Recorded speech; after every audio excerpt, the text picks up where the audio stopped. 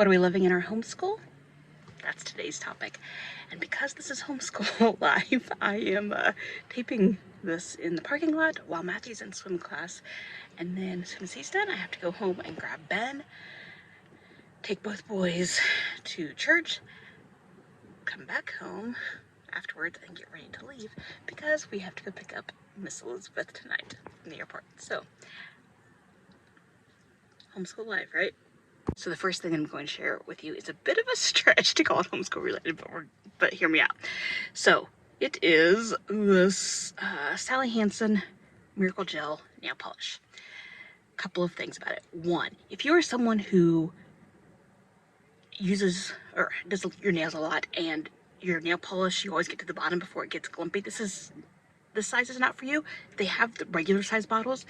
But for those of us who always end up with nail polish that gets gross before you get to the bottom of it, this stuff is fantastic. It is just a small size, but there's a good amount in here. Like I used a different one most of the summer, like every other week or so, and I still have stuff left. So this is fantastic. This is the main, your color, and then this is your Miracle Gel top coat. If you buy the regular size bottles, you have to buy separately. And the other thing I like about it is that you're not stuck with the same color forever. For those of us who get bored with colors, then this is great.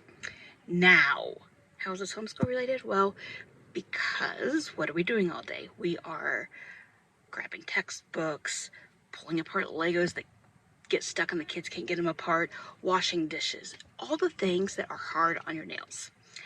This stuff is absolutely amazing.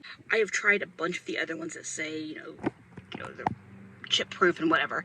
This is the only one that this is the one that's held up the longest for me. So there's that. Now, the other two things really are more homeschool directly related. Second thing that we're loving right now are the fish tank language arts units. If you don't know what fish tank is, it came on the scene. I first saw it a couple of years ago, I think 2020 maybe. I don't know when it started, but they are free units that there's language arts units and math ones. I have not looked at the math ones, so I cannot speak about those, though I hear good things about. But the language arts one is what Matthew's doing this year, and so far they have been so good. So each one, like by grade level, there's like 5 or 6 for each grade level, and each unit is around a theme, and all the units in a grade level are kind of under an overarching theme. And inside each unit, not only do you have the book and you have thoughtful questions to write out and such to answer, but they've also included videos, articles, and it depends on what the topic is, other books. So you are, like, your book may be, like, your topic, for example, there's one about using raisin in the sun, but that's not the only thing they're going to read. They're going to read other things that place that book in context and give some history, and really gives a nice rounded unit to go along with whatever that book is. And I think that's a really interesting way of doing it. Now, inside each one, what I've been doing is creating one Google Doc that he writes in, has shared it with me, and then I can comment back and forth about, I've so far been reading along with him, and so I can comment about his answers about the book. I can comment to make what corrections need to be made, so that he's still taking ownership of those things, but I'm kind of scaffolding him to do more complex answers with it, because this is the first time we've done something like this, any kind of a structured language reading program with it. So fish tank units, we are really enjoying them. The ones he's done, they've each been right around 20 days of material. So a month-ish, depending on how your week is set up, or your schedule set up. But you can easily jump around, only pick whichever units you want to do. And there definitely some overlap. Like, he's in 7th grade, but one of the ones we did, the first one we did was a 5th grade unit. And then after this one, he's going to do a 6th grade unit. Right now he's doing a 7th grade unit. So you can totally flip it around. I am taking them and also adding some extra history to them and counting that as part of his history time too. So if you've never taken a look at fish tank units, definitely. And if you're interested in me doing kind of a flip through, show you it, that kind of thing, leave a comment down there. So I'll put it on my list. And then the last thing that we are loving is our schedule and how we're approaching morning baskets. Now, I've shared with you before that how I do them with older kids and why I started doing it, that sort of thing. But this year I had to make some adjustments because of our schedule. So what I decided to do this year was each day would have a theme. And this is just the way it's worked for us. I still consider it all morning basket time. But rather than doing a bunch of different things within inside of it, I'm just doing one theme each day with a variety of things inside of it per theme. Does that make sense? So it's almost like 5 different I don't know. Anyway, I've got it set up for 5 days a week, and we call it See You at 2 because that's when we do it.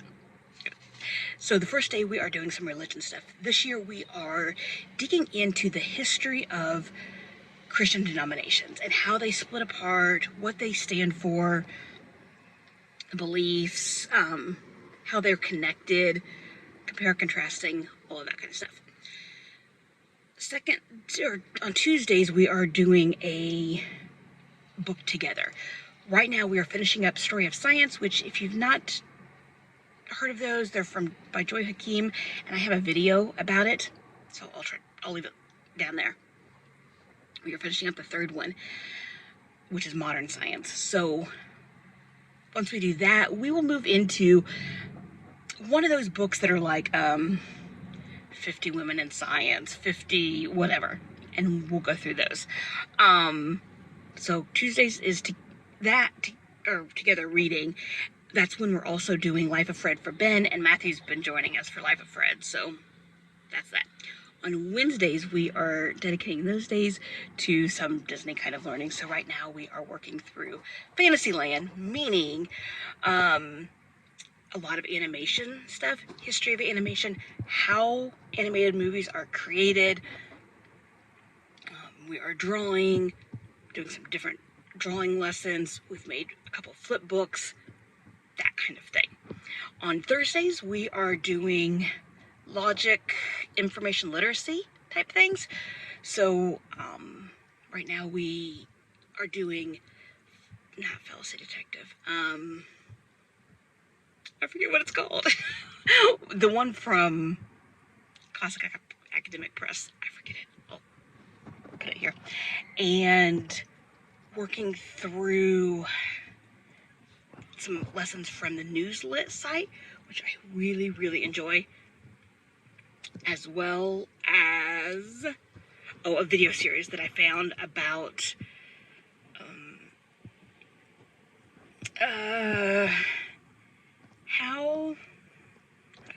how things are crafted to capture your attention and mislead and those kind of things, as well as how you go about finding your own sources and verifying that they're quality sources and that kind of thing. So I think I'm going to call it information literacy. I'm not sure what I'm going to call it on Ben's transcript. And on Fridays, we are using this time to do 2 things. One, some days we are doing free learning. So anything they want to do on whatever topic they want to do, as long as there's some kind of an educational bent to it. They can watch different videos, they can watch documentaries, they can grab out different art books or painting or whatever they want to do, as long as there's something. The other weeks, and we're doing this every other week, roughly, is a catch-up day. So anything that needs done that has straggling along, that's when we do that. So those are our 5 morning basket-ish together work See you at 2. Thanks. So those are what things we are living in our homeschool right now. I would love to know what you are. Comment down below, and I'll see you in the next video.